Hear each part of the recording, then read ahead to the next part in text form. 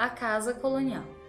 Iniciada em 1500, a arquitetura colonial compete ao período do descobrimento do Brasil pelos portugueses até o ano de 1822, quando o país tornou-se independente. Até meados de 1530, não havia interesse por parte da coroa portuguesa em ocupar esse território, mas em seguida iniciou-se a colonização através das capitanias hereditárias. Assim formaram-se as primeiras vilas.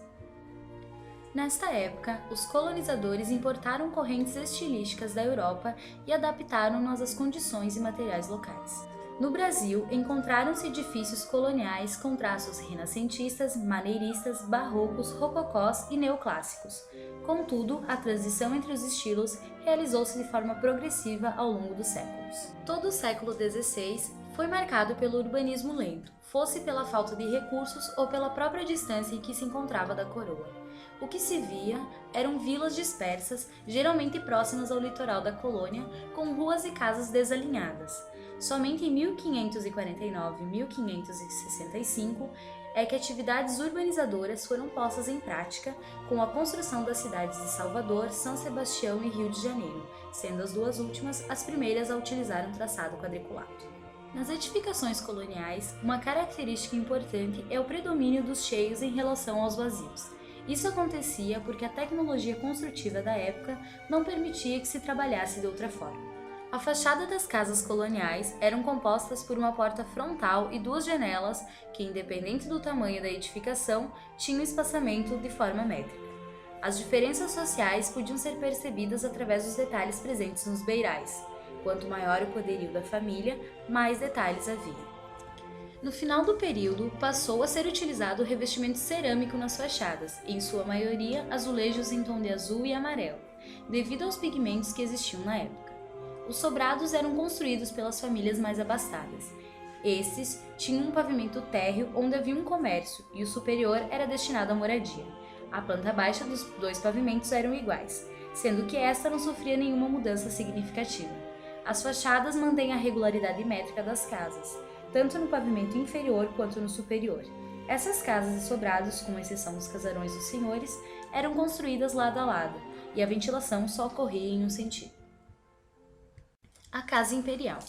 Em 1808, com a transferência da corte portuguesa para a colônia e com a chegada da família real de Dom João VI no Brasil, iniciou-se uma nova fase na arquitetura brasileira. A origem do neoclássico no Brasil geralmente é atribuída à missão francesa, contratada para fundar e dirigir no Rio de Janeiro a Imperial Academia de Belas Artes.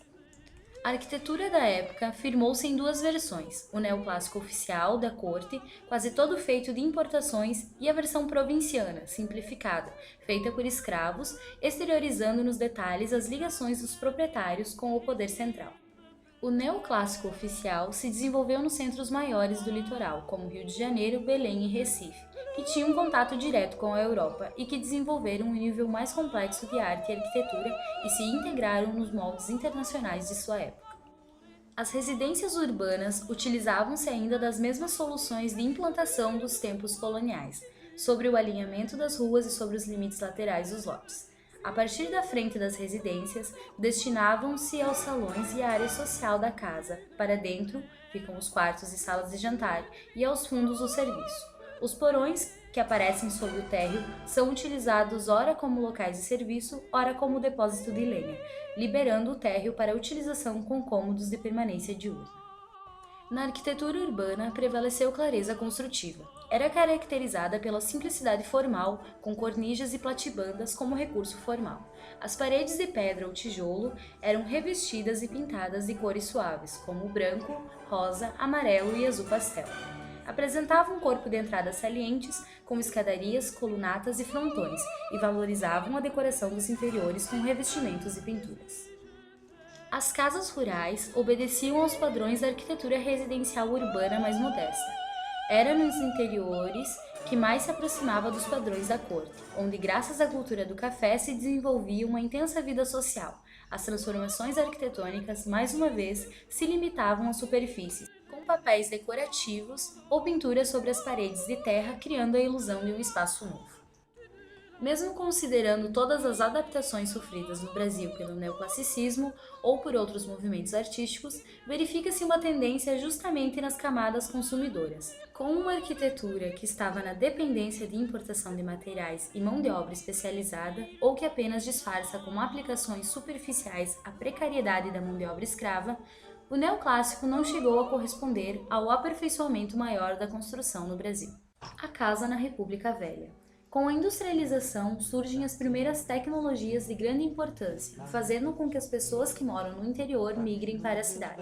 É nesse contexto que a mecanização dos meios de transporte permite a expansão das cidades. Com isso, as antigas chácaras acabam sendo substituídas pelos bairros, mantendo as vantagens e os sobrados das mesmas. Nesse contexto, também acabam surgindo os loteamentos periféricos para as pessoas com maior carência. Os mesmos eram constituídos por barracos em lotes pequenos, mas que em sua maioria eram ocupados por mais de uma família, mesmo tendo condições mínimas de infraestrutura. Em seguida, acabam surgindo as chamadas vilas operárias, as quais eram formadas por casas de pequeno porte, que visam atender às necessidades da população de baixa renda. No centro da cidade, podia notar-se a abertura de avenidas e ruas para atender às novas tipologias construtivas, dando início à transformação de tudo que era antigo, porém continua-se a construir sobrados. Os morros já começam a ser ocupados pelas favelas, que apresentam condições mais precárias que os loteamentos. Com a inovação das técnicas construtivas, começam a aparecer outras tipologias, como a de imensos prédios e arranha-céu. Os prédios residenciais em distribuição eram similares às casas, mas em outros aspectos eram bem diferentes. Por possuírem postos de luz no lugar dos pátios, acabavam diminuindo a ventilação, assim como o isolamento. Esses elementos começam a sumir devido aos grandes negócios. Nessa época, começaram a misturar as velhas tradições às novas, com a utilização do concreto armado. Essa mudança só se deu pela substituição dos materiais antigos, como as paredes de tijolos, para as vigas e colunas de concreto, o que dava mais liberdade, comparado à rigidez do passado. Com a imigração, instalou-se no Brasil uma nova forma de construir, a qual pode ser notada até os dias de hoje. Mesmo em pleno século XX, continuava sendo imposto o estilo europeu, tendo sua máxima demonstração no ecletismo. Com a criação da Escola Belas Artes, tanto arquitetos estrangeiros quanto nacionais começam a serem conhecidos, assim como Ramos Azevedo e Batista Bianchi. Desta forma, acabaram surgindo novos estilos, como o Art Nouveau, o qual pode-se notar presente em vários edifícios marcado por traços desse caráter. Porém, o neoclássico irá representar melhor a cultura brasileira, que terá um valor maior quando reinterpretado, com o melhor conhecimento da arquitetura colonial por Lúcio Costa.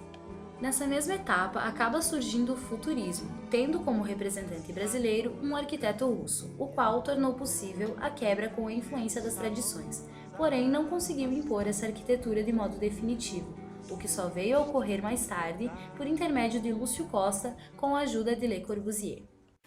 A casa na República Nova.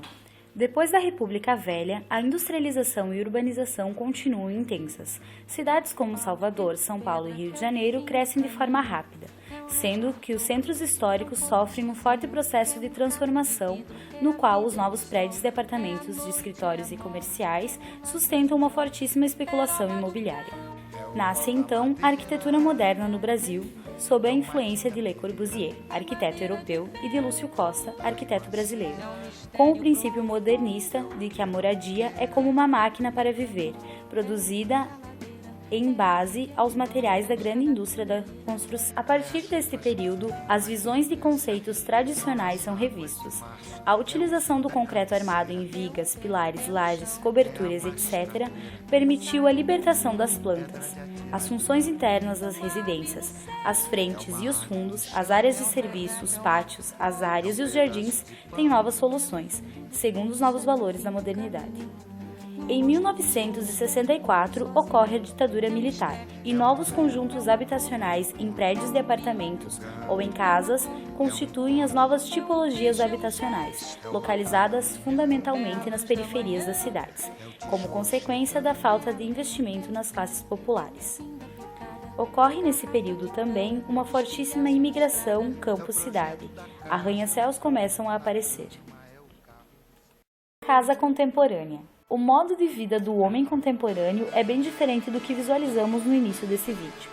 Atualmente, tudo é pensado sob uma esfera global e a unidade familiar tradicional sofreu grandes transformações, como casais sem filhos, pessoas vivendo sozinhas, e tudo isso implica diretamente em como se projetar a casa contemporânea, mas a realidade das moradias de hoje ainda não são tão flexíveis quanto seus moradores. A tecnologia é um dos elementos principais que estruturam essa nova casa e, devido a ela, muitas vezes o espaço residencial se transforma em ambiente de trabalho. O contexto socioeconômico do habitante da casa é um dos principais pontos a serem destacados. Quem pode construir uma casa grande pós-moderna onde quiser e com as características que ansiar é porque tem poder econômico, e disso parte a questão: o que o homem contemporâneo procura numa casa? A casa contemporânea segue um novo contexto em que precisa englobar tudo em um espaço, muitas vezes limitado. Nossa sociedade vive num tempo de constantes mudanças, mas o que todos buscamos é uma casa com a nossa cara. Uma casa inteligente que seja bela, mas ao mesmo tempo funcional, que seja confortável, mas que mantenha um padrão de custos acessíveis ao seu morador. A casa do habitante contemporâneo precisa ser segura e íntima.